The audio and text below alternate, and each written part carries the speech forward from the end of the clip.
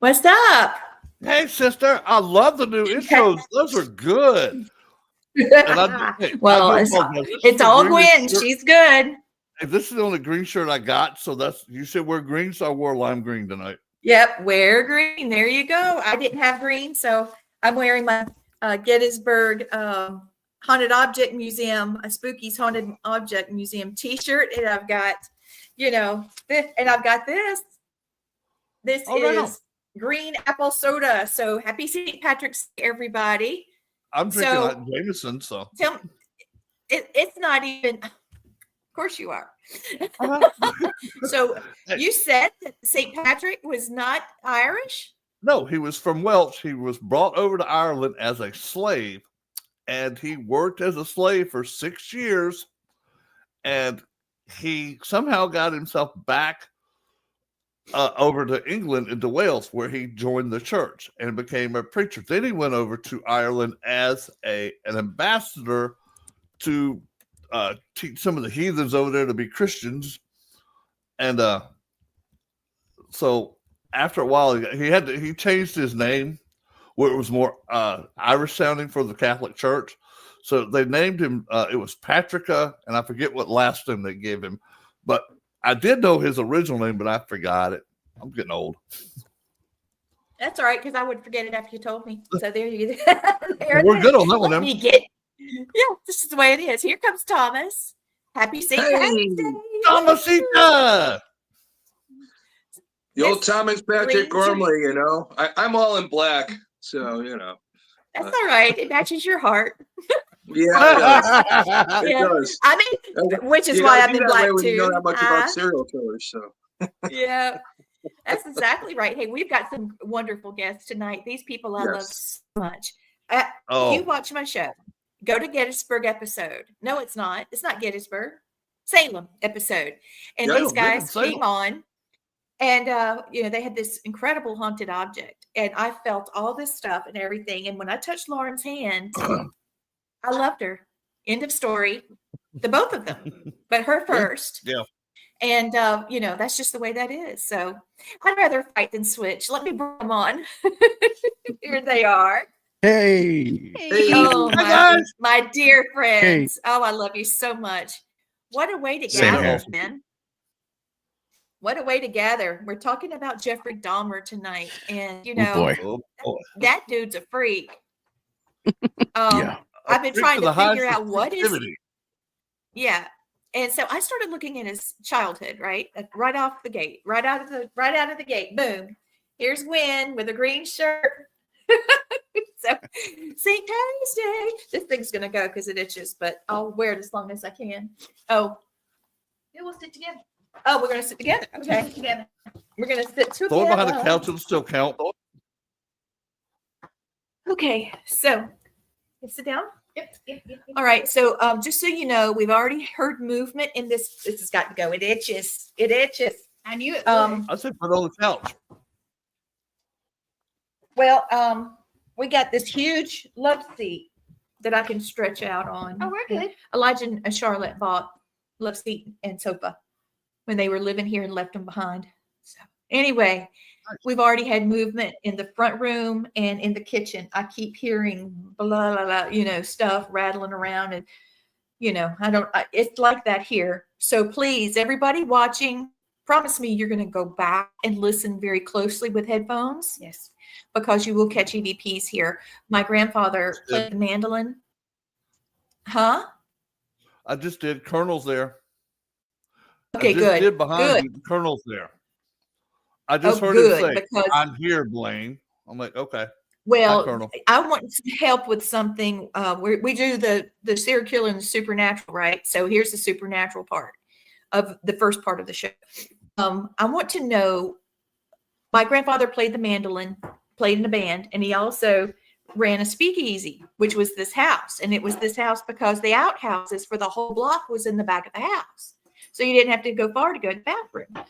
And I come in this house and I hear music playing. And then when I walk in, I'm like, all this going on, people laughing, having a blast. And then they're here. Crickets. Mm-hmm. And I can't get them to talk. I can't feel anything. I mean, it's just like radio silent. And we do have a new spirit that's coming forward when we're here, and he's just the banjo player. So He got me in trouble. yeah, he did get her in trouble because her spirit guide said, "Ixnay, banjo player, you stay over there." It was very interesting. We had spirit guides fighting. So anyway, so that's a little bit about the house. Sorry I took that much time. We were talking about Jeffrey Dahmer's childhood, and I don't see anything in the childhood that would have caused this much of a break in his personality. Some people say that his father beat him and was mean to him, and he didn't get nurtured or held or loved as a child. But he even said himself that he was loved and nurtured, and that his mother slowly fell into a depression and stayed sick all the time and wouldn't get out of the bed. And the father was trying to get his degree in chemistry, so he was back and forth to university, which left Jeffrey and siblings just kind of doodling around with whatever they want to do. And he started out by collecting dragonflies and big insect type things and putting them in mason jars and just little stuff. I mean, typical kid stuff. But then it graduated to bigger stuff, roadkill type things. And he liked to dissect and see what was in there. When he mentioned it to his dad thought that he was interested in science and started giving him tips and tricks of how to do this thing. And then finally, he wondered what chicken bones would look like bleached out.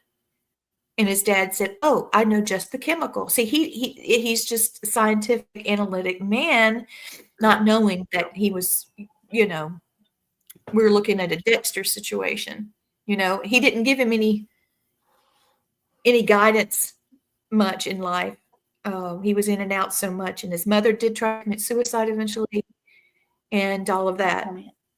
Okay, and so I don't know. One day he found a dog in the road and cut its head off and got all the fur and stuff off of it and put it on a cross. I mean, who knows what he was doing with that? I mean, I don't know. But he just kept doodling inside animals that he'd find. And then finally, he was 14. He was coming to school, and he used the lining of his coat, and he'd hide a flask of alcohol, and he would drink before, during, and after class. He was an alcoholic by the time he was 14. And then finally, right about that time, what happens? He makes his first kill. And then he escalates to even cannibalism. So I said I was going to do the background part. There he is as a kid. Yeah. It was he had hernia surgery.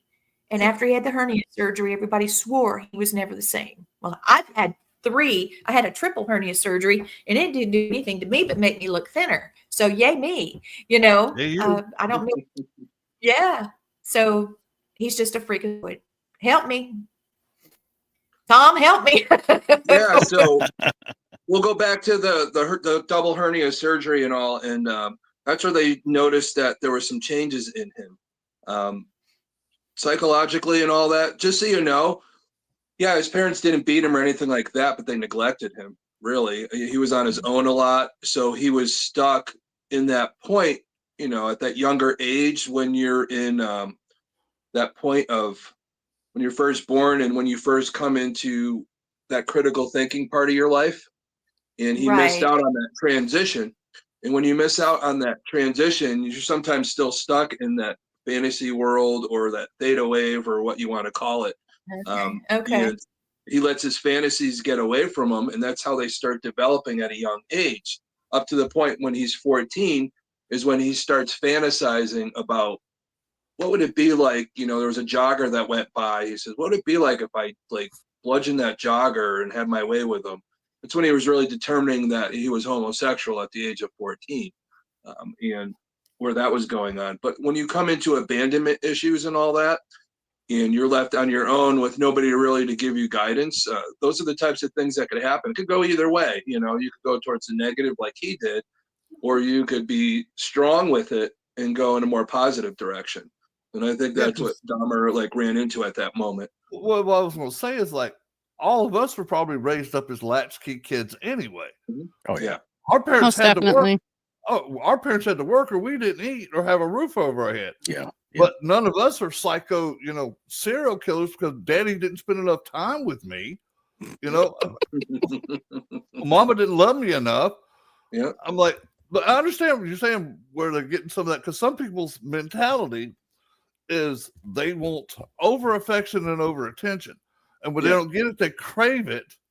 And they want to bring out all that attention. And they want people to notice them. So that's why a lot of those serial killers do what they do because they're not getting enough attention. They think they're not the spotlight of everyday life, and I don't hate to say this at all, grow up and take it like a man and grow up. Yeah. Yeah, we could say that easily because we're normal. We don't know the abnormal. That's why we're talking about them tonight. But one of the things where you're talking about wanting attention, when he was in high school, it came to the point where he was the class clown. So anytime he pulled a prank, they would call it a Dahmer. Yep. And that's what a lot of the people knew him for. They loved him for that, but really he was still mostly an outcast. And when, later on he went into the news, all the people he went to high school with were like the old neighbor that said, geez, he was such a nice guy. I don't know. Yeah. But that's what you run into. And yeah. So his childhood was pretty crazy. There was a lot of underlying things that you never know when you're interviewing somebody after the fact and they're talking about their childhood, what's true, what's not true. Again, like I tell you, all serial killers have a pattern, but we never know the real fingerprint. So that's what makes them do what they do. So. Yeah, because it's a different pattern for each person. It might be a different situation for this serial killer besides this serial killer, or you got others that'll copy off of each other and go, well, I think I can do this better than him. Let me show what I can do. And some of that stuff comes up. Again, it's attention. Serial killers are competitive with each other. Oh, yeah. Even Ted Bundy, he volunteered to help the FBI capture Gary Ridgway because he was in the same area Ted Bundy was. He was probably thinking, I want this guy to outdo me, so I'm going to help him catch him. Yeah, exactly. It's like, that's pretty much what it was. It's like the old moonshiners would turn in the other moonshiners, or the drug dealers would turn to other drug dealers where they could get their territory. Serial killers was the same way. It's like, no, he's not going to beat me. No, I've got too much of an ego, and you're not going to beat me at my own game. It's every industry, even the industry we're in and all that. Like I said, I just want to help, people, the living and the dead. That's it. All this other stuff is great, but I don't want to be involved with any of the negative stuff like that. So it's just not my thing. But, as we're talking about Dahmer, it goes a little further and all that. And I know Danny and all that, and Lauren and the stuff that you collect and all, and it's just how we're gonna get to that pretty soon. But that's what I was just thinking. This is a big thing, bringing them in. Love these guys, but their collection of the macabre is to die for. They're so great. They find things that are historically infamous, So speaking of which, speaking of the infamous, I wanted to show these pictures real quick so people can get an idea. Dahmer was a person. He was a dude. He wasn't a monster. That happened much later. But here he is with his little brother. And just so you know, his mom and dad ended up going to counseling, and they were trying to make it last until the kids were out of high school, and it just didn't work out. And they ended up getting a divorce, and he graduated high school. And he was supposed to go into college. He made it in for 3 months, and then his dad made him drop out. So that was a massive waste of money. Yeah. And then here's this big house he was living in, and his dad was out traveling doing his thing. So here's an 18-year-old boy doing whatever he wants to in this big house. So free reign. Yeah. I think she froze. She froze again. It's that house. But just to continue on until she unfreezes, is when he was 18, that's when his first kill was. So, but yeah. Here he is. He was a shy little boy, didn't say much of anything. In fact, his first grade teacher put on his report card that she felt he was being neglected and that he was too shy to speak. He was being neglected. And there he is. And see, he's not a bad looking guy. He had a girlfriend. And then all of a sudden he realized he needed a boyfriend. And then he had one of those. And then that didn't work. So that was his first kill, I do believe. He said he just didn't like being with people that wiggled and talked. He just wanted them to be still and do their, let him do his thing. Yeah, So, his first victim was a hitchhiker on his way to a concert, and talked him into having a few brews back at the house, and he ended up bludgeoning him to death with a barbell, and took him apart and put him under the house and all that. Yeah, I think the first victim's name was Stephen Hicks, if I'm not mistaken. You're correct. Yeah, because my brain is, wait a minute. You're good. I'm not good with names. Stephen Hicks was June 18th, 1978. Look at the 17 that we know of. Haven't lost my mind yet, so I still remember. Good job. You're doing good, Thomas. Yeah. You're not just pretty. Yeah, it's not all the rabbit hole. Yeah. But even with that, that's what kind of started it. And that's before he went off into the military, and really a lot of the alcoholism, his abandonment issues, those types of things, we talk about the triad of a lot of these people, the killing of animals, the wetting the bed into the teen years, and starting fires and all that. Usually there's like a little bit, it all goes around that. And you have the thing with the animals and the obsession with it and what they look like on the inside. And him coming into his own at that 14 to 18 and knowing that he preferred men and his fantasies and all that, and just the fantasies to kill him. And then when you want to see what it looks like on the inside, you have a fantasy about that. And then what happens? He wants to kill and see what they look like on the inside, and which is crazy. But that's that first kill, what led him to that psychosis. And then, we were talking earlier before we came on, but he did go off to the military, and he was honorably discharged because he couldn't do his duties. He was drunk all the time. There's pictures of him. We could find him on the internet, just on his cot, just laid out from drinking, and it's like, how do you function? He just didn't want to be there. He didn't want to be anywhere. A lot of depression. I think there was moments that he wanted to commit suicide too, because he, at the time, you're talking a guy who was born in 1960, and liking men and all that, and not understanding why, and trying to put together these abandonment issues and his fantasies and all that, and all this stuff that's going over in his head. And finally leaving the military, he didn't want to face his father. He still had that fear of disappointing his father because he wanted his attention. And the only way to get his attention if he did the right thing. He felt like he was doing the wrong thing and wanted to avoid it. But he ended up in Miami, Florida. And this is where it gets weird. This is the one I want to talk about. We're going to go off the rails for a second here. Now, the year he was in Florida, I don't know if do you guys remember the case where the young boy Adam Walsh went missing from a mall? Mm-hmm. Yep. To the point where they found him murdered, and his father ended up doing this. Yeah, his father ended up doing this show and helped find all these other people that were on the go and helping solve crimes himself in honor of his son. But this is where it gets weird, because Dahmer was in that area, and he was said to fish at this lake, and that's the same lake they found the body of Adam Walsh. Some people have said to have seen somebody that looked like Jeffrey Dahmer around the mall that day, but also the guy that admitted to it, but we don't know, he might have lied, was Otis Toole. Yep. And so there's that up in the air right now. And when they interviewed Dahmer, he said, no, I didn't do that one. And I think it was more for fear because he was already in prison. And one of the things, me being a former prison officer, is if you're known to be a pedophile, you're going to have a hard time in prison. And that's what he was worried about. He didn't want to admit to that. Whether he did it or not, we're not going to know. Because both parties are pretty much a past. Otis Toole's not around anymore, and so is Dahmer. True. I think I quieted you all. No, I'm just sitting there reflecting. Yeah, we're all taking it in. It's one of those unknowns. It's like, wow. Yeah.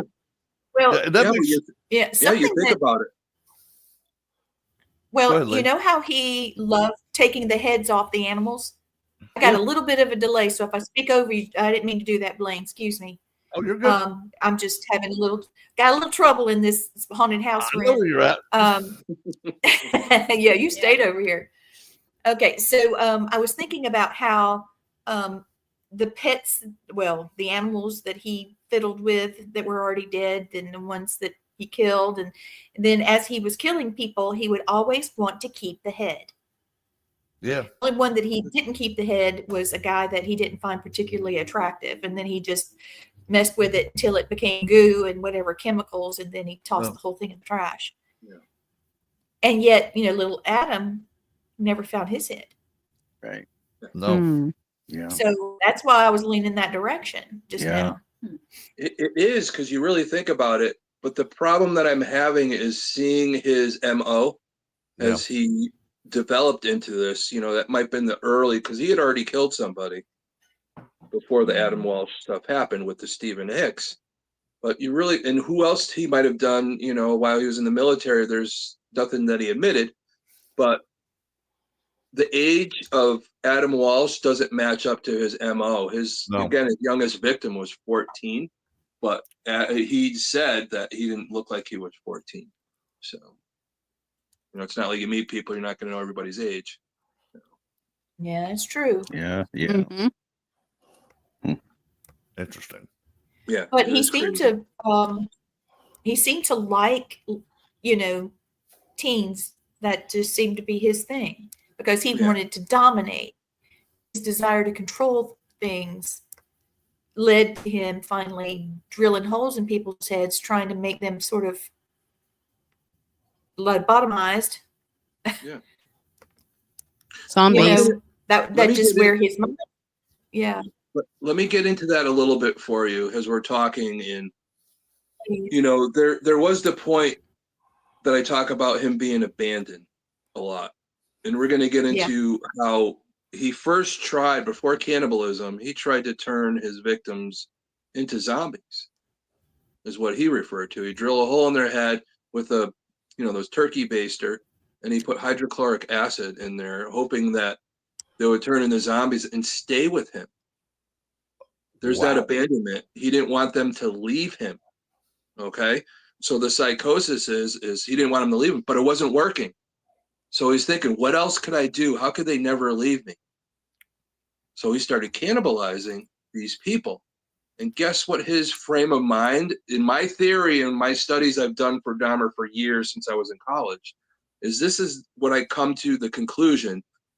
He cannibalized them because he wanted to ingest them, so their DNA never left him. Right. It was always within him. That's exactly, yes. And that's kind of why he did what he did.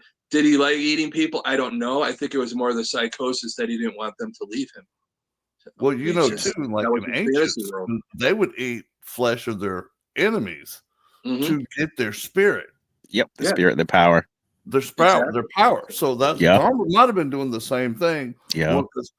I don't think you just have an urge to say, okay, I want to eat, I want to eat some leg of Joe today, Yeah. Leg of Joe. Going to hell. All right, Radicals. All right, funny, Radicals. Blake. You got to make a T-shirt for the Paracon that says "Leg of Joe."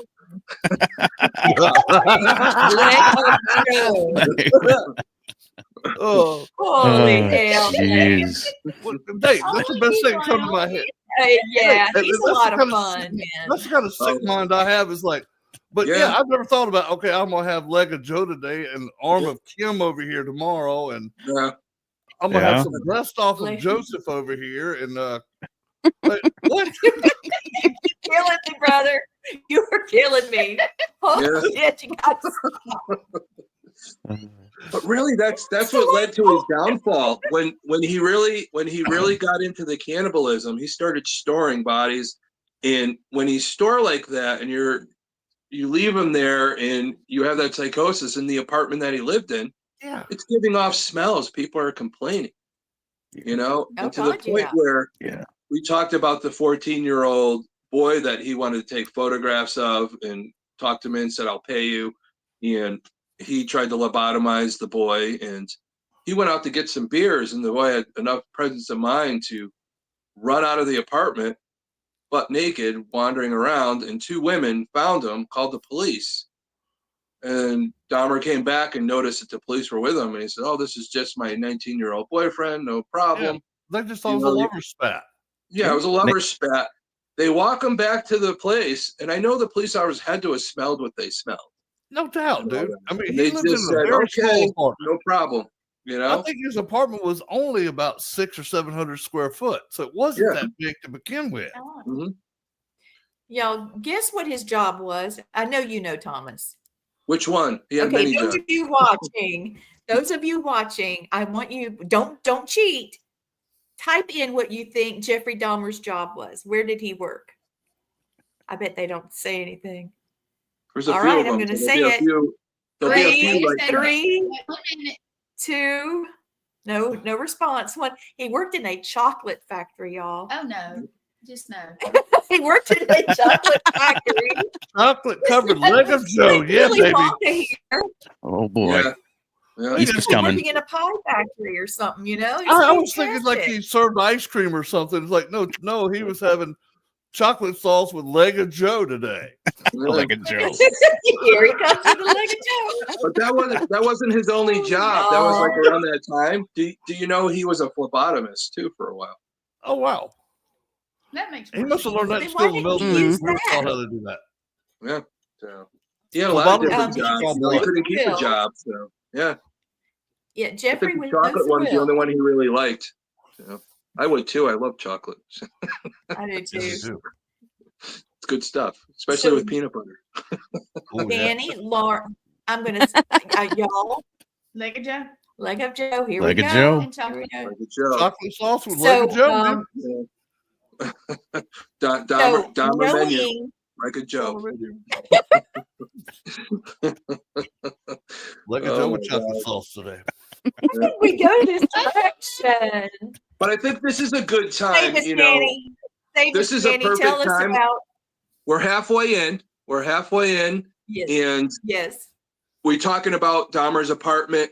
And, we'll talk about when he was busted, because I know Blaine's going to talk about that because he has some really good information about that. But at the moment, when you live in an apartment, of course, you're going to have utensils. All right. And we're talking about him being a cannibal. So Yeah. what are the Yep. chances? What do you have for us, Danny and Lauren, tonight to show the public watching us right now? And Lauren's grabbing it now. This is Chocolate eyeballs, Teresa. That's hilarious. that's a fork from Jeff's apartment that was confiscated. Holy shit. Yeah. This is actually Leg of Joe with. yeah. Yes. The leg of Joe. Yeah. So basically what happened is when they went into his apartment and they realized what was going on, they couldn't destroy any of the utensils because it's now crime scene evidence. So it needs to be, protected. Yeah, like if you use a gun, that goes into crime scene evidence. Can't be so destroyed. same idea. Now, a lot of the other stuff in the apartment was destroyed because it wasn't tied to any of the crimes. So silverware, cannibalism, can't be destroyed. So we actually, a couple years ago, we got this. Yeah. A couple years ago, yeah. And we don't. There's people that collect this kind of thing. It's called murderabilia. We don't collect murderabilia. We house things that cause problems. We call them problematic. And what we like to do is study energy frequency and things like that, and tie them into the supernatural. So, like with Lauren, she's really good at psychometry. And Lauren, tell them what that is. The ability to hold an object in your hand and get a reading from the past. Yes, I can do that too. Right. Yeah. So what we try to do is get items that are charged with energy, whether it be good or bad, and study them for psychometry. And we came across someone who had acquired a bunch of things from Lionel Dahmer, Jeff's father. They were released from lockup. After so many years, they get released, and they released it to Lionel. Lionel wanted nothing to do with any of it. And this guy is one of the world's biggest murderabilia collectors, and he swooped up everything. He's actually has Jeff's ashes. And all kinds of crazy stuff. He's got childhood projects from school, and all kinds of crazy things. Yeah. And knowing with what we do, this was like, okay, we have an opportunity. He's offering us a fork. Should we take it? Yeah, of course. Yeah. I looked at him. I said, yeah. I asked Lauren first because I always, if it's not from a case that we're working on, I like to make sure that it's okay coming into the house and things like that and whatnot. So, and she's just like, yeah, Duh. just do it. Just do it. Yeah. So, Lauren, what did you pick up off of that fork? oh boy. Oh boy. So this is the part I love. So I've actually held the fork in my hand 3 times, Mhm. and For a little while, it wasn't in a case. It Yeah. was just held. Held. Yeah. Mhm. And the last time that I held it, we were actually doing a presentation at a retirement community. Oh So boy. pretty much everybody was half asleep in the audience. Teeth are falling Too out much of their things on. mouth. It was a spooky Halloween thing. That we Yeah. were doing for the retirement community. And I'm holding the fork, and Danny's looking at me, and he says, "Are you okay? You okay?" I'm like, "Yeah, I'm fine. I'm fine." And I almost hit the floor and threw up at the same time because the She- energy coming off that fork was way too much for me. She turned so pale. It wasn't, you just instantly knew something was wrong. And even being skeptical of paranormal and scientific, it's like, okay, since she's held this, there's a problem. Hmm. So yeah. All right. He's just my protector. That's all.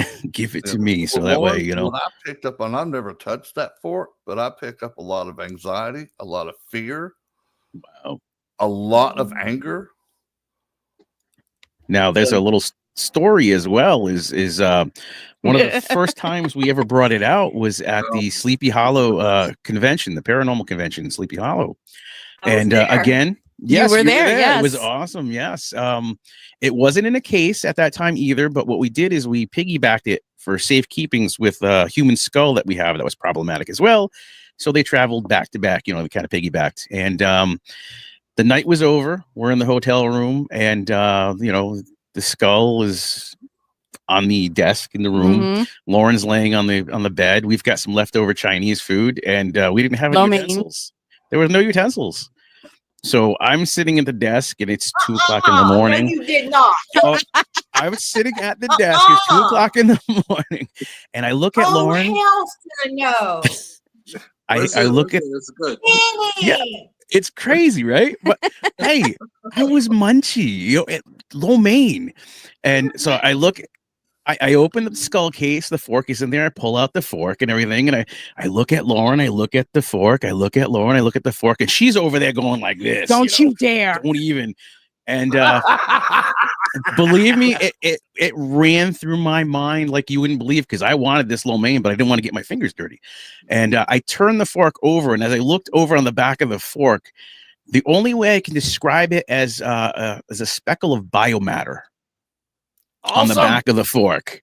So I was just like, nope, I'm gonna eat it with my fingers, because Needless to say, he's not divorced. they can't clean any of the evidence, so whatever's on it is on it. Yeah. So Have you ever yeah. done, DNA still. like, sprayed it to luminol or anything? No, No, not yet. not yet. Not yet. We're actually going to get another case for it that's double-sided so people can see the speckle as well. Yeah. But yeah, That's just sitting with the fork right here. It you're absolutely right, Blaine. It's very anxiety ridden. Yeah, there's a lot of emotions going on with that fork, because Okay. it kind of sucked in, the intention of that fork or whatever, just coming out of that apartment. It sucked in all the energy of everything that went on in that place. It's crazy. What was one of the weirdest things was, do you guys realize that, he had the smells coming from his apartment, and people were complaining and all that, and he wanted to, make it up for everybody, all the complaints. He says, "Oh, I'm sorry, I'm sorry." So he made them all sandwiches. Yeah, And he yeah, put these Oh, boy. sandwiches out. yeah. Oof. So some believe Ugh. that he might have put some, Like a some, Joe. yeah, Oh, but yeah. made Like a them all- Joe. Yeah. We had some Leg of Joe sandwiches. Oh, you want to complain about my smell? So here's a sandwich for you. Yeah. So, you know, Well, the more Bro. sandwiches he makes, the less smell there's going to be. So Exactly. pretty much. Yeah. True. I tell you, he should have everything in the. He should have got a bigger freezer, and it wouldn't have been so bad. So,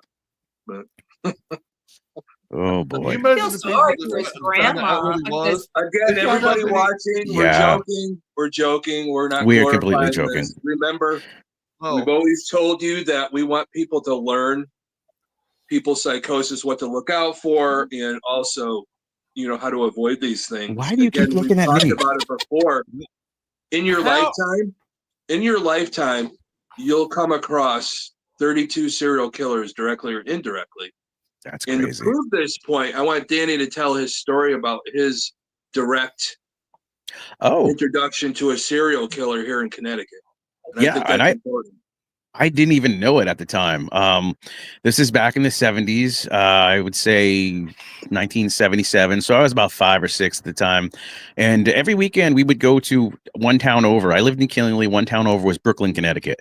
And it was the biggest egg farm around. It was the Ross Egg Farm. And so we would go there, and my grandmother would, hey, go with the lady's son. And I'd go with the lady's son. He was about 12 years older than me, and so he was about 17, and we'd walk around. He'd show me inside all the the chickens and how the conveyor belts work and everything. And it turns out that was Michael Ross, a Connecticut serial killer. He killed 8 people. Yeah, and his mom would make him as a child go into the chicken farm area and just snap the necks of the ones that were sick, and he did this as a child, and I mean, people have done this for ages, but it affects people differently. And I guess his mom was really religious and very overpowering, and he developed this hate for women.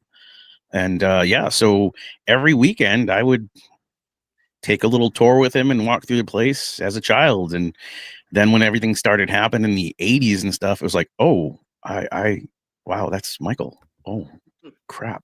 Yeah. But- Yeah, and Damn. he was he was the most prolific, known as the most prolific. Between him, William Devin Howell, and him, the most prolific serial killers of that 9 people. But Yeah. what makes Michael Ross more known throughout the country is in Connecticut, we had the death penalty, and they're about to get rid of it. Michael Ross was the last person He put to was death. 2005. Yeah, and he was He the was- only one put to death through, they put the needle in him. Everybody Yeah. else was electric Lethal chair. injection. Lethal injection. Yeah. He was known as the 25 roadside- year, 25 yeah, the roadside year, strangler, yeah, exactly. So or the Eggman, they call him, the Eggman of the Eggman, roadside yeah. strangler. Yeah. yeah, Crazy. look it up. It's crazy. So But yeah, you're right. We do cross these people's paths, and it's like, okay, well, who else did I pass that I don't know of? we do it. Wow. Yeah, you do it all the time. You never know, because you could go out somewhere, you see somebody, and for me, I forget names, but I never forget a face. But even your neighbor and all that, they're always that thing. Oh, I didn't, my neighbor did this. Is like, oh, they were such a nice person. Yeah. You It's don't always the know. ones closest to you that find out Exactly. last. Yeah. Yeah, and that's why we do this show, because we want people to hear about how people are the way they are and what to look out for. And I know Lee and Gwen, we've had many conversations, of course, Blaine, and when they were in Savannah and they came across somebody, you could tell by the look in somebody's eyes. Really? Yeah, It because has for me, I changed. could tell. I could Yes. tell you because of my years in the prison system. I could talk to somebody and know they just got out of prison or they've been in prison at one time or another. Yeah. Mhm. Yeah. It's that It's so feel, sad. it's that knowing, and all of us are very sensitive to it. And that look in somebody's eyes, it is real. I mean, I've seen people's eyes change. They just have that evil in them, and whether Yes, it manifests. Oh, yeah. So Now we have to look out for it. I wanted to throw this out there. there was a particular movie, and we talk about supernatural with this, so it's a big thing, okay? Not just me, going down a rabbit hole, which I probably will. Give me a second. I'll go down the rabbit Did you hole. say rabbit hole? That damn rabbit hole gets me every time. It does. But yeah. But something that hits my head pretty hard,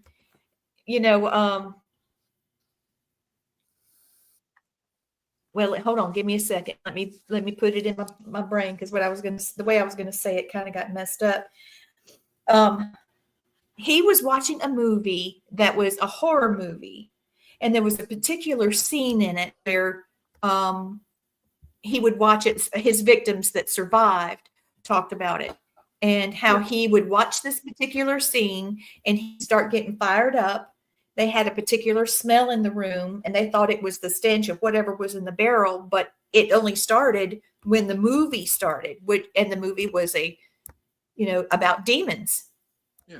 And, we talked movie. about, okay, what is it? The Exorcism 3. Yeah, Exorcist 3. Okay. He was obsessed And that with was that his- movie and Star Wars. Star where Wars, his movies Return of the were Jedi. obsessed. Oh, Yep. But Exorcism he was- 3 is about a demon serial killer.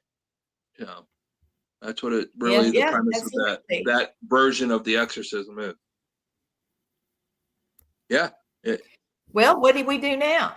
He knew what he was. Do you? He knew what he was, and he knew what he would get off on, what he would it would make him happy. The whole point of him doing it, and he said that he wouldn't stop. Better keep him where he is, because he won't stop. Yeah, when they interviewed him, I he do said believe he that wasn't we have captured. another. Yeah, if he wasn't captured, he said, I'd keep killing. He He says couldn't that. stop he would have kept himself. killing until he got couldn't caught. stop. No, he Please couldn't. help me. I can't stop. Mhm. But that's the whole thing is, So when you can't stop killing, how do you stop a killer? I know Blaine, with his near end, you got a lot of information on that. So that's like a good way to look at it. that when was he my next finally- thing. Yeah. What was it? I think it was Tracy Edwards was the last victim. He's the one that he tried to handcuff. Yeah. And Tracy Edwards put it all together. He's in there. He's like, oh my God, it smells weird. Look at this. And it finally dawned on him, I got to get the hell out of here. And he escaped, found a couple police officers, and brought him back to the house. And that's where really it gets bizarre. And I know Blaine has that background of his capture. And, that's. Let me put the list up real quick of his victims. There they are. God bless each one of them. I am so sorry that is how you ended. How horrible. Okay, Blaine, take it away, big man. What I want to know is why it took him almost 10 years between his first killing and his second killing. Because there was he in the military then after his first killing? Okay, that makes sense. Because well, 18, he went off to college. It didn't work out. Yeah. There was a lot of things between him and his father. The arguments back and forth, and his father says, you need discipline. He went out to the military. There was a lot of things going on that he was trying to make sense of. But It was a few years. A few years too. He was really scared. Don't know about the what? Yeah. It was a few years. He was really scared that he was going to get caught from the first one too. So he kind of held low. Yeah, usually serial killers won't do that unless they're incarcerated or they joined the military or they died. Yeah. So usually when they get that urge, they can't stop that urge. They got to keep going after that urge. And the more they kill, the more they get the urge. Yeah. But he was a schizoid and all that, but he still had feelings. And like Danny's right, he had that fear he was going to get caught. He still had for a while. Self-preservation, at least. Yeah. Yeah. He still wanted to, impress his father. There was still a need to be recognized and all that. So that's what makes him not, a psychopath. So he's got other, that's what I thought was funny. That's what I thought was funny earlier when you leave off the fact that they think his dad beat him. His dad was a mousy little man. Mm-hmm. If he was beating on him, he wasn't hitting him too hard because the man probably couldn't lift up 10 pounds. Yeah. You know? Thank you. He was a little dude, and there was no way, even at his best, that he would be able to handle Well, him. I'll give you a prime example. He looked a lot like Barney Fife from Andy Griffith's show. He was that little. Yeah. But a good wind would pick him up and throw him sad. across the room. But I'm just being honest with it. What his dad That's was. the thing is, a lot of the times with the divorce at the young age that he had with, his wife Joyce, Lionel, and him he's a chemistry guy, he more looks at the science of it. You wonder sometimes the feelings and how he wants to treat his son, the neglect there. Maybe he felt guilty. That's more of the guilt and how we remember things growing up. He physically may not have hurt him, but mentally, there's that's another thing that I've always wondered about is the fact where, like Jeff had said that, I was loved and nurtured as a child. There was things that said that I wasn't, but I was. But if you were never nurtured and loved as a child, how do you know what that is? Yeah. You know what I'm saying? If you never had it, then you can't really say that I mean, I don't know. He was still trying to protect his father. He still wanted his father to acknowledge him. So of course, I think he made up a lot of stuff when he was being interviewed. Yeah. Just to try and get the attention of his father. Even when he was already captured, all the stuff he did, he was still trying to do that, and it's so sad to watch. I know he killed a lot of people. I'm not going to glorify him. The victims need, to be remembered, but anybody, you get to that point, serial killers, they get to that point because of those evil things that are done to us in childhood. Mm-hmm. But again, I said before, you could underparent and you could overparent. Yeah. Get to this point. It's such a fine line. There's no book on how to be a good parent, how to treat people, but there is the signs and you need to look out for them as a parent or as a friend or anything like that to help people. Well, I'll go into now how Mr. Dahmer met his demise. Him and another inmate were mopping up a floor, and the guy said, "Hey, I can become famous. I'm the one that's going to kill Jeffrey Dahmer." And he took the broom handle, broke it off, beat the living bricks off of Jeffrey Dahmer, sodomized him with the broom handle, mop handle, and then he actually had overkill because he hit Dahmer probably about 130 times with that mop handle. I mean, he beat the living bricks off of him. And they could not get there quick enough to get him off of Dahmer, and Dahmer was already dead when the cops finally pulled him off of him. Mm-hmm. And the guy already was sentenced to life, so like he didn't care. He's already going to spend life. Yeah. Now he's infamous for killing Jeffrey Dahmer in prison. Yeah. So that was a badge of honor for him. Yeah, that Christopher Scarver, and you're exactly right. He knew what he did, and you want to. It's that challenge. It's the wanting to be recognized as a murderer, and you kill the Jeffrey Dahmer. Oh, crazy! But honor the among thing thieves, he did kill a 14-year-old boy. It's still pedophilia, even though you look at it. Kids under 18. Yeah. So these people in prison, they don't put up with that crap. No. So, No. That's what surprised me to begin with, why he was the general pop to begin with. Yeah. Usually they'll isolate somebody like that, especially a serial killer, a cannibal. Yeah. Pedophilia, necrophilia, cannibalism. Yeah, the pedophilia and all that. I'm going to tell you something. There's sometimes in the prison system, and I worked in it. The place I worked at was a psychiatric prison. There's one dorm specifically for people that were convicted of crimes of pedophilia or anything like that with children. It was separate from everything else just for that purpose. They weren't intertwined or interconnected. But, I firmly believe that there's some, I want to say some officers I worked with, sometimes you pay somebody enough, they'll move somebody into a certain situation, put them on a cleaning duty, and let somebody do what they want with them. So it's the same thing we talk about. What was the guy that everybody's talking about supposedly hung himself, and people think that. Oh, Epstein? The what? Oh, Epstein. Epstein. Yeah, Epstein. So that thing, to me, I look at it knowing I worked in the prison system. That was a setup. I could tell, I dude. could smell it, you know. And Oh, dude, that was such an easy setup. yeah, but that's our society, you know. When people do evil things, there's people playing the long game. Yeah. All right, you know, Yeah. I know somebody that knows somebody, and you took my loved one away from me, so I'm going to say somebody, and that's going to happen.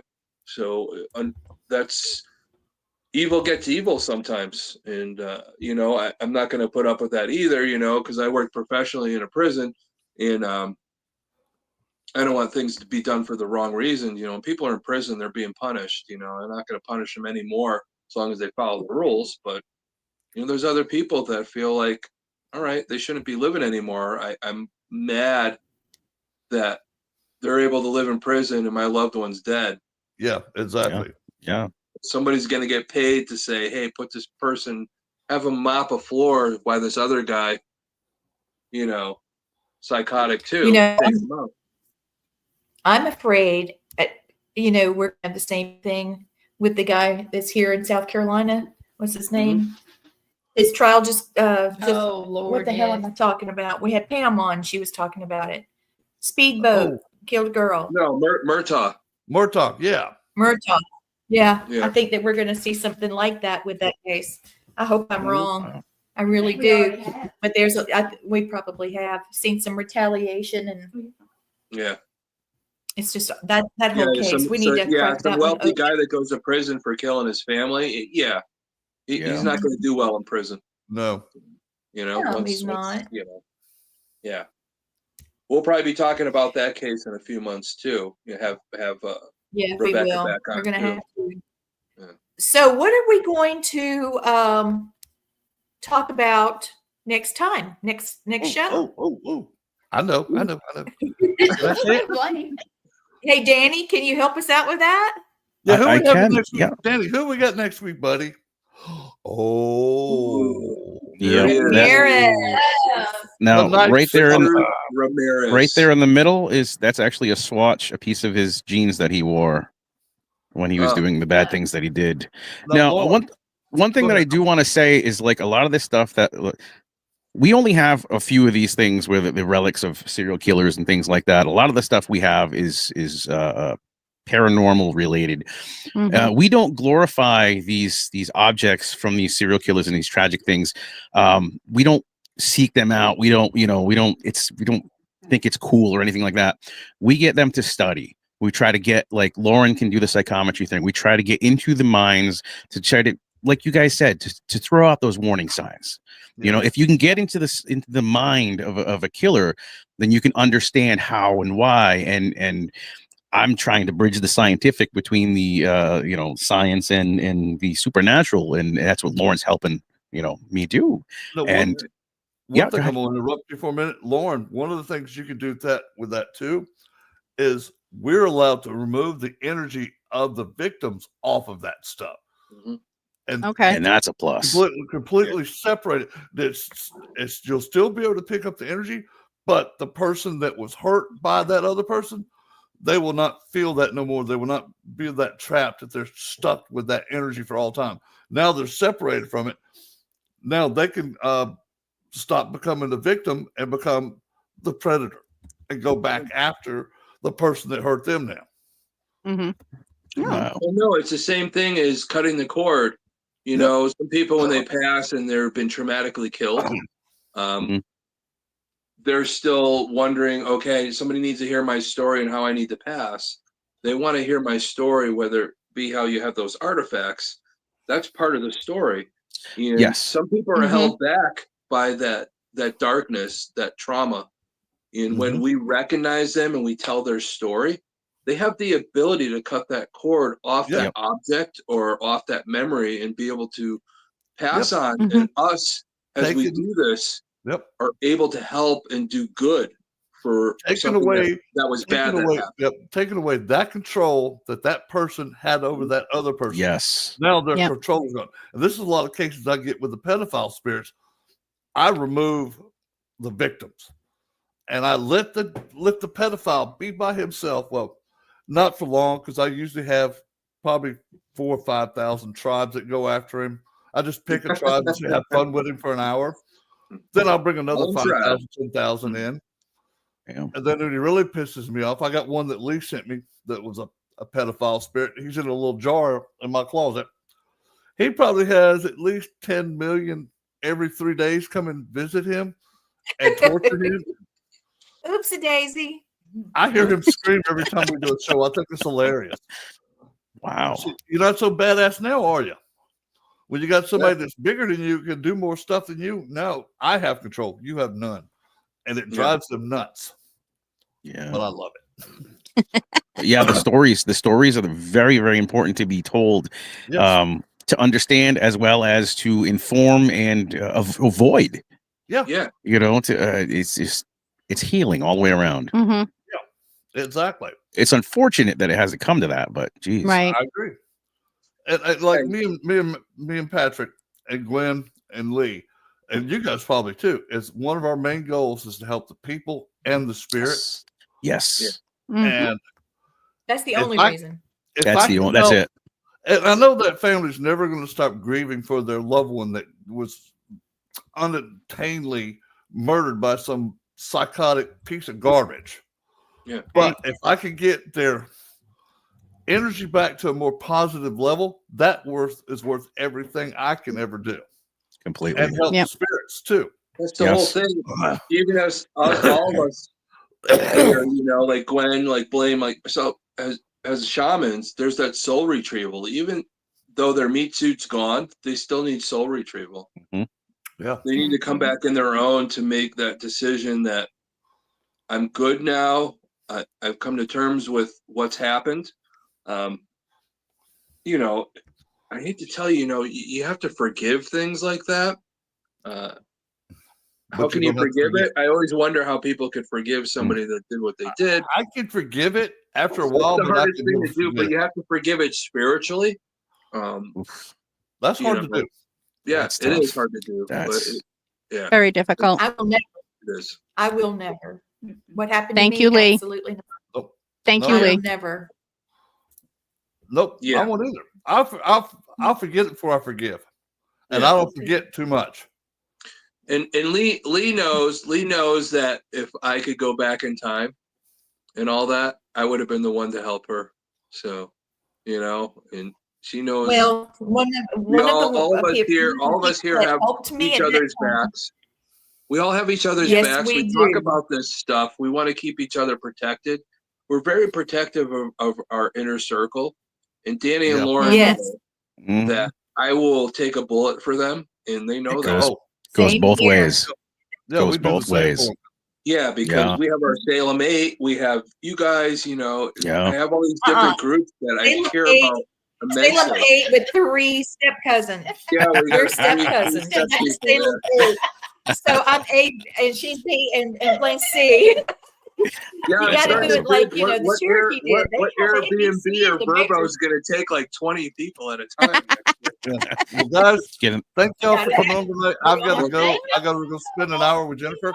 See y'all next week for Richard Ramirez. I'm out of here, guys. Later. All right, buddy. See ya. Bye. See you later, Bye. buddy. Great. Thank you.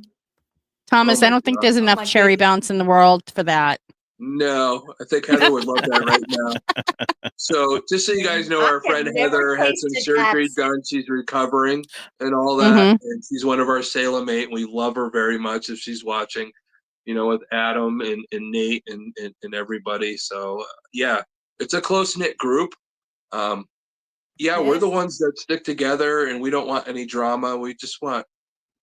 Well, Just wanna help people. each other and Just yeah. do what we do, the science of it, the paranormal of it, all the ways we look at it, and Hmm. you got to help the living and you got to help the dead. So Yep.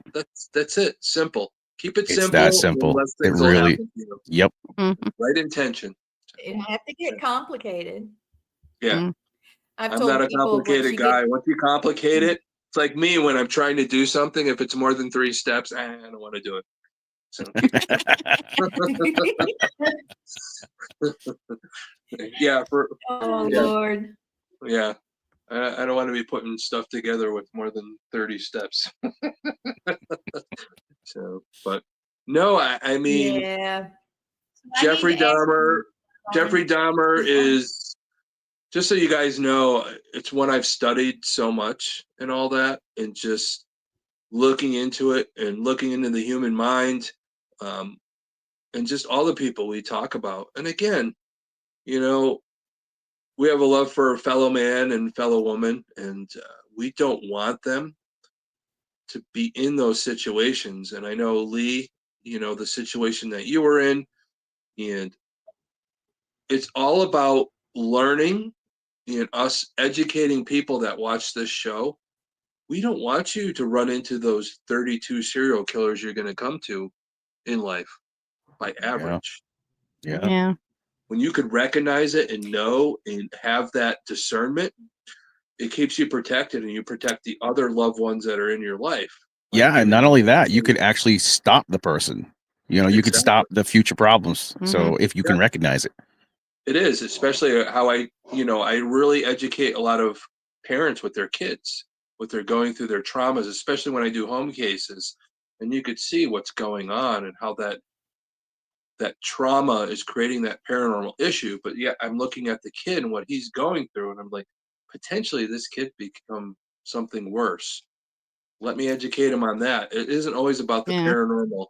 It's about helping families come to, that terms of something's going on, let's get some help. Whether it be from me or whether it be from a psychologist or psychotherapist, whatever it is. We have to recognize that. We have to discern that. It isn't always paranormal sometimes. No, we had a case one time where we were brought into a home, and the demon was telling him to hurt himself and harm himself and all this stuff. We didn't find anything paranormal, but I work in mental health, so I was like, listen, he's showing some schizoaffective possible disorders. I explained to him, I said, maybe this doesn't mean you're broken, this doesn't mean you're damaged, but maybe you should get checked on this just for your own safety and for your family safety and whatnot. And he did so, and he had bipolar disorder as well as schizoaffective, and they found the correct cocktail, and he's living the greatest life now. It was not paranormal. Yeah. Again, he's married now. He's married now. He's married now. That person. You help really? that person. He's married. Yep, He's living in his Florida. best life, right? Yes. Oh, yes. Started as a paranormal That's issue, so and good. you guys pinpoint it. That's the problem with nowadays, is there's not enough people that do what we do. DaCosta, no. welcome want to to go out. They want to. the What's up, George? Serial killer they show. want to. George. They just want to go. Yeah, George is the best. So they want to go out. They want to get video footage of something going on. I'm going to tell you guys, after 40 years, and the people I work with, and people like Danny and Lauren, we've talked about this. Our job on a home case is we have to look at every aspect of it. We have to help them. Oh, yeah. Yes. And we have to help the living, and we have to help the spirits. Sometimes with the living, you have to discern. And I tell people all the time is when I consult people on this, my last resort is an investigation. So I want to make sure completely. that I got everything. And there are sometimes there are sometimes like this last case that we had last month where we went into the house and there was a supernatural problem that was rid. So, but that was fine. But then we were still getting phone calls because he had PTSD from what he was going through from the paranormal. So now it's like, okay, so now it's of the mind. We got to switch gears, and we still got to help him because that's the job. Right. That's the job. It is, because right now, just so you guys know, I've talked to you guys, some of you guys about this, but I'm part of a group now that we're another business going on. It's called Wardruna, where we're doing this from point A to point Z. So even if myself, my friends Joe Frankie, Father Bob Bailey, Father Ken, we're all working together and we're consulting on cases nationwide where we're figuring out, okay, they have PTSD. But in this Wardruna, we have a woman or one of our people that is a psychiatrist. We could refer them to them as part of this group. Yeah. So it's from point A to point B. I could, do a reading for you, or, my friend Stacia could do a reading for you and figure out, okay, this is more than, something getting a reading. They need psychiatric help. I'm going to refer them to my friend Tony, who could help you out. EMDR with help with trauma and things like that. Even to the point where our group has a gentleman that helps you with dietary needs when you have depression, how to overcome that. So this is this whole thing. And even to the point with Joe, Joe Frankie, if you guys know, he's probably the only one still around besides, Johnny Zaffis that worked with Ed and Lorraine Warren side by side, for over 30 years, learning how to help the living and the dead and things for the right reasons. And we're trying to maintain that and keep that going forward for what they wanted to do. I know it's missing in the paranormal right now. There's too many people that want to be famous. They want money. It's not about the money. It's about healing people, helping them out. If I money can't even comes, tell you how many times we've turned money down. Yeah. We, even this last case, you drove 2 hours out here by New York. Yeah. We're on the other side of the state. You need, take this, take that. And it's like, no, that's not what it's about. If you feel you have to do something, donate to your local food bank, to your local animal shelter or whatnot. And that's, you're passing that good energy on. Mm-hmm. Exactly. That's exactly what you need to do, because you want to know what the value is. When I work with a client and they haven't been able to sleep for 2 years because of their paranormal issue. Yes. And they solve that and they're able to sleep. Yeah, that's the best. When we got that phone call from one of them, it was can't. like, oh my God, we were just as can't happy give it as up she for them. was. Yep. Yeah. Yeah. That's what it's all about. And people need to understand that. That's what we're lacking in our industry. Completely. People are fighting with each other over nonsense. You got to look at yourself in the mirror and tell yourself, why am I in this industry? If you're not there to help the living and the dead, I don't know what to tell you. And, and I've said it before, I'm more than happy to sit down with you. And I know to sit with you and go over, what it's all about.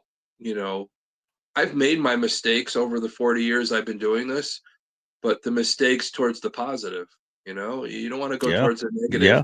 And I know a lot of people in this industry, it is a negative thing. It's a negative. It's the paranormal. It's a lot of trauma, and a lot of people are drawn to it. That darkness that they're having in their life, they're drawn to it. But you have to heal yourself some with it people too. aren't as evolved. Some people just aren't as True. spiritually evolved as others. They don't see the benefit in a spiritual way towards your own spirit of being able to help others. That's why I traveled and did what I did, with the haunted objects, with the show Repossessed. And then, I've filmed 2 others. Sometimes you go for a paranormal investigation. It's not a residence. There's no clients and you can just enjoy yourself. But that's why I don't get into showing evidence, because this is my evidence, it's evidence to me, because I know what I was feeling, what I was hearing, seeing, and what she saw, and this and that. And here's a picture of it for, scrapbook. I'm not out there to get the best evidence. I'm not out there to prove anything. I'm there to do exactly what you said. Yeah. Love is the strongest energy. Yeah. Just love for a fellow human and all that. Like you're saying, I know a lot of people out there, their instrumentation, those things, their scientific instrumentation. But really for me, I don't use a lot of it. The only reason why I use it is to verify how I'm feeling. As a shaman and getting in touch with, the spirit world, I want to verify. I have an SLS camera. You want to know why I use it? Because a figure could pop up on it, and the little green stick figure. When I'm consulting with the dead, I want to know I'm facing them. I don't want to have my back to them. I don't know where they are. I want to face them and give them the respect that they need to tell their story, to make that decision if they want to leave or stay here. We can't make that decision. They have free will. And that's what's true. Amazing about the paranormal. Yeah. The first time I had an SLS camera, I had my own. We were staying in Cherokee on the reservation, and we turned it on, and boom, there was somebody sitting there. He was sitting in a recliner and had his legs crossed, and he was, making all these, he was being silly, and I'm like, well, hello there. And he went, you can see they go, wow. we talked to him, and he just thought that was the grandest thing. He said, "You can Mhm. see me, you can hear me. This is great. This is great." Got his Oh, he attention. is such a Yep. guy. Yes, it was. But when you said that, it just happened. I happened to think Yeah. of him, and he would do his hand up and down for yes and no, and he was so funny. Just a great person, and he did Yeah. end up crossing. Yeah. Yeah. But Wow, that's Danny, Lauren, and I have talked about this before. You know, if you're a spirit and people go in and do these home cases for the wrong intention, you go in, you just want to get your footage and all this other stuff and leave. Yeah. You got to remember the spirits there. You don't know how long they've been there and been able to communicate with somebody. They could Yeah. have been Right. there 500 years of our own time, desperate to tell their story, and you're the Yeah. beacon of light, and you ignore them. And you get your footage and you leave, and they're like, "Oh my God, Mhm. somebody could have talked to me, and they didn't talk to me." Yeah, How it doesn't mad reflect are you? well. Yeah. Yeah. And You then there's know? another thing too, like we call them pay to plays. We don't do a lot of the pay to play things, you know, like at Mhm. inns and hotels and asylums and things like that. But we've encountered a few of them that we have gone to where there'll be a thing on the what do you call it, the waiver, and it says do not cross over spirits. And it's Yeah. like, well, what do you? That Huh? drives me freaking nuts. How? No, I mean we're here to investigate, but at the same time, the whole part of investigation is to help. Yeah. I don't know. It just that Well, bugs you me. know, we've talked about this before, Danny. There's a lot of places that don't invite me to their locations because they know who I am. Yeah. They know what I do, and they don't want me to come because I'm very well known in the industry to be able to cross people over when they want to the point where my spirit guides will actually tell the other spirits, if you want help to leave, just call his name and you'll hear through an ITC device, you will hear my name pop up. Tom. Yeah. Even to the point where I have a couple girls that come on a lot of our investigations, and they do the pendulum, Yep. and it spells out my name, and they know to come and get me. Oh. It's time to go to work. That's It's cool. Yeah. time to go to work to help somebody that wants help. Mhm. If you're a pay to play, you're keeping them hostage. You're no better than anything else. You Well, know. like what we always say, we like if someone is there that needs to cross over and you sign a waiver that says not to cross them over, we're not going to tell them. We're not going to tell them that we did. You know, we cross them You know over. what I do? You know Cross what them I do? over. I communicate with the spirit. You know, sometimes you can really communicate. They can read your mind. I Yeah. tell them, come with You don't me. have to. You don't have to tell the hotel owner. You know, oh, we crossed them over or whatever. No, just do it quietly and help how you can. Because man, if you call my name, I have that responsibility. Has what I do to help you. Yeah. No A questions minute asked. ago, I raised my hand. Okay, we're in this haunted house. Back to where we were when we started the show. Went through my hand up. That was a marker. Go back a few seconds before, because Spirit Talker is saying hello and welcome to the house, and also hear the footsteps, children. Yes. So go back and listen and see if you hear footsteps, because I did hear it in the kitchen. I heard it too. And she heard it. So, that's wild. Just didn't mean to interrupt, but oh, that's great. You need to tell us about that type of stuff. So. It says right here, hello and welcome. Nice. And then down here it says footsteps, so you can see it. And How as do you were like talking that? about, How do you like that app? How do you like that app? I think it's great.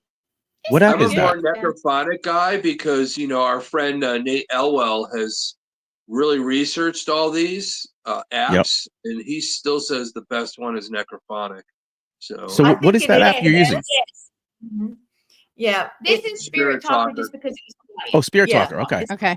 All right. Yeah, we don't have to listen because it types it out to read. Yeah. And so we didn't interrupt the show.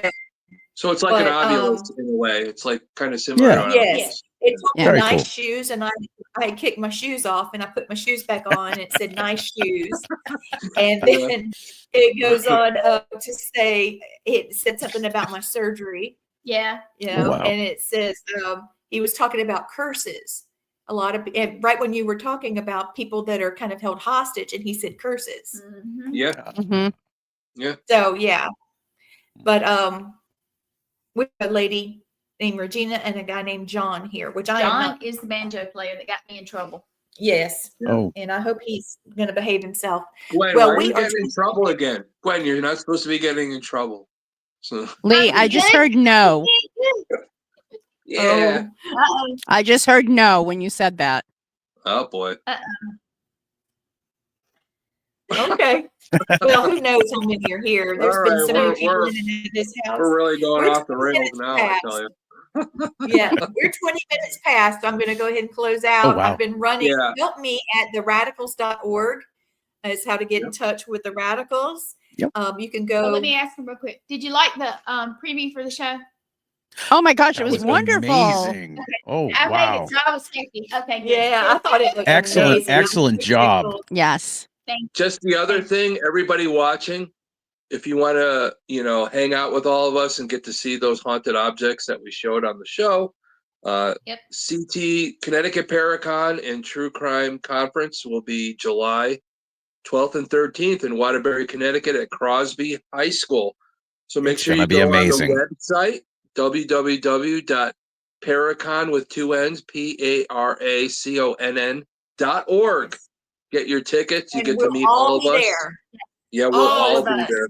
Every single Yeah. one of Maybe us, even you Blaine that can be on just the left. show So. too.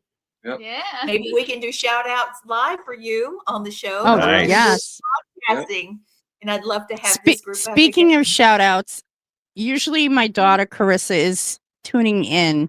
So I'm Yes. not sure if she was or not because I can barely see the screen. So if you are there, my little girl, Oh, she go. knows what that Yeah. means.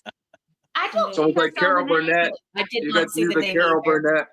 Yeah. Yes, pull the ear. Yeah, pull the ear. Yeah, Same thing. Gotta love I it. think she got it from the Little Rascals. You know, they do the. Oh yeah. Oh, yeah. Yeah, so Central Mass Paranormal Society, ex Wolfpack Paranormal. Let's see, there's a bunch. There's a bunch. My Yeah. cousin Susan. Yeah. Yeah. Raw side. Guys, the radicals are the best in the business. I love them. Like I said, I take a bullet for them. We've all known each other. For It goes both ways. It goes both ways. We love hanging out. Salem 8. We want to get you guys part of that group too. This year in Salem. Yeah. But well, when two psychometry people, me and Lauren, when we touched hands, we knew Yes. each other, and Yep.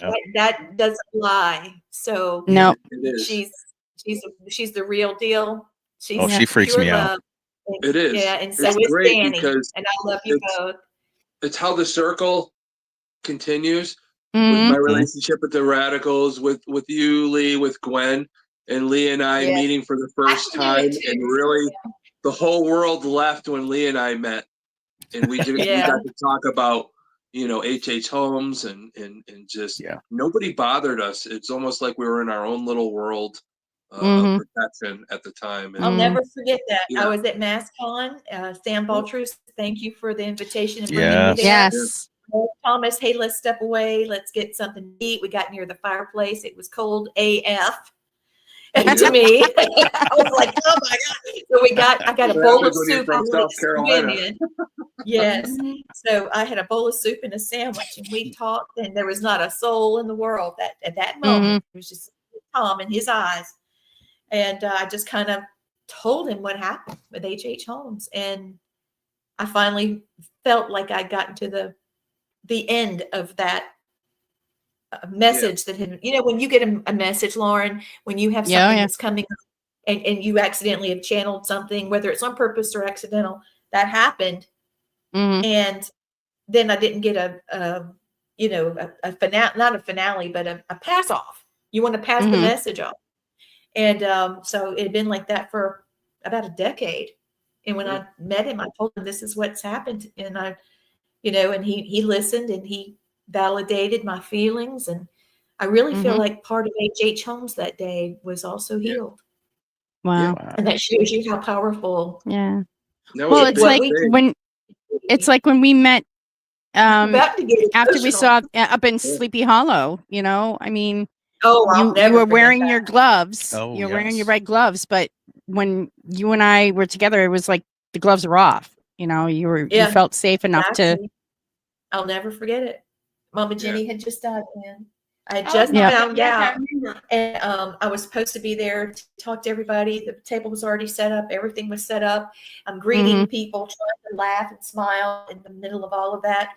Finally, my tickets came through and I had to leave. And the only person I really talked to was Lauren and Danny. And You had to go back. and they tell you don't remember things. You know, in moments like that, you don't remember. Through the I remember every bit of it. When you called me, when Mom died, When I found my mom in the floor, I called Gwen. I don't remember getting it. I remember I made Mm. this very strange noise, and then I remember I blinked. being here. I remember That's all. I blinked and there she was. It's basically the way it went. Yeah. It was crazy. She held me. They pulled her out of the driveway. I mean, we've been through some stuff here. You know. Yeah. Filming wasn't easy. That was quite a lot. And somebody that studies psychometry, you could have easily been catty to me and not been receptive to what I was feeling. And you didn't. In fact, you boosted me, and I really will never Thank you. forget it. Thank you. Yeah, no, it was just one of those things. Even when we first met for the first time, I even told Danny, I'm like, we need to get to know her better. Yeah. Yep. You know, it was just something about you that's when drew us in. We were in the waiting area. Yeah. And we were like, yeah, there's something about her. Yep. Yeah, we both caught that. Well, I was saying the same thing about you two. I And know when you everybody pulled was us on aside my after, side, we were "Well, like, do you know them?" And I said, no. And then what are you acting like that for? I said, my soul recognizes them. Yeah. You're going to have to go with this. And I tried to be kind of, so I could, focus on the job. And then when I touched Lauren, that was it. That was it. Yep. The tears flowed. It's crazy because, with you guys, how you met her, us knowing each other, and we all know each other, and It's that energy weird. about it. And when I met Lee and going over that, this show we're on right now stems from our first meeting about There you go. Yes, it serial does. killers. Absolutely. Oh, That's wow. why this show And I is do what this it all the is. time from the Florida episode. Yeah. Jess Elliott you gifted can this see to it. me.